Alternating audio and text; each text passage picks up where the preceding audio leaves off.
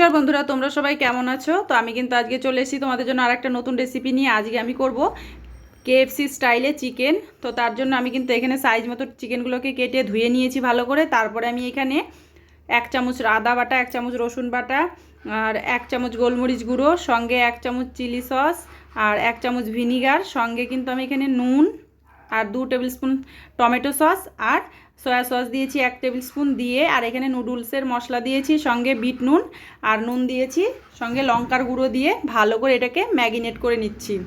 আমি কিন্তু এখানে গোলমরিচের গুঁড়োও দিয়েছি।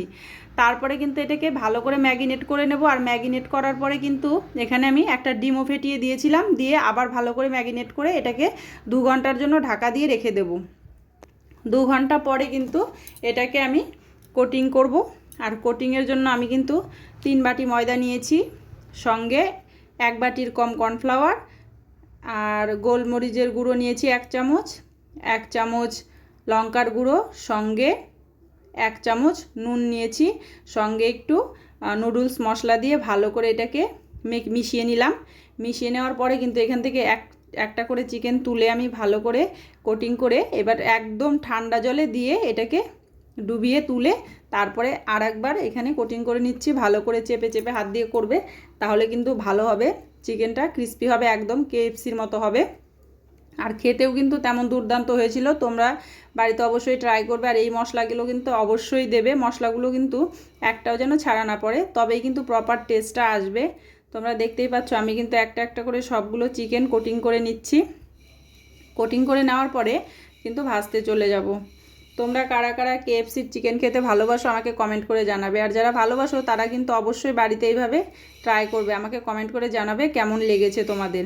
তো তারপরে দেখো আমি কিন্তু ভালো করে কোটিং করে নিচ্ছি। আর আমি যখনই ভয়েস দিতে যাই তখনই রাস্তা দিয়ে কিছু না কিছু যাবে, হয় আইসক্রিমের গাড়ি যাবে, না হয় ঘটি গরম যাবে, মানে এত ডিস্টার্ব হয়। তোমরা একটু সবাই ম্যানেজ করে নিও, কিছু মনে করো না।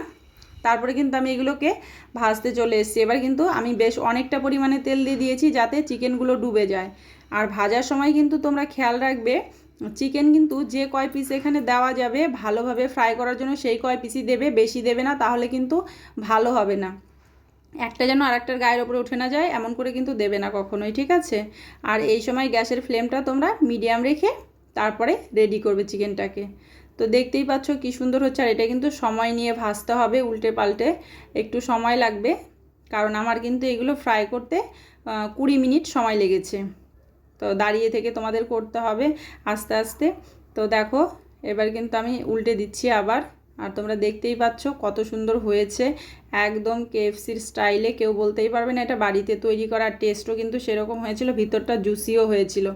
তো তোমরা যারা আমার প্রোফাইল থেকে ভিডিও দেখছো তাদেরকে বলবো অসংখ্য ধন্যবাদ। আর তোমরা লাইক কমেন্ট শেয়ার করো অবশ্যই আমার ভিডিওগুলো। আর যারা নতুন দেখছো তাদেরকে বলবো প্লিজ আমার প্রোফাইলটাকে একটু ফলো করে দিও।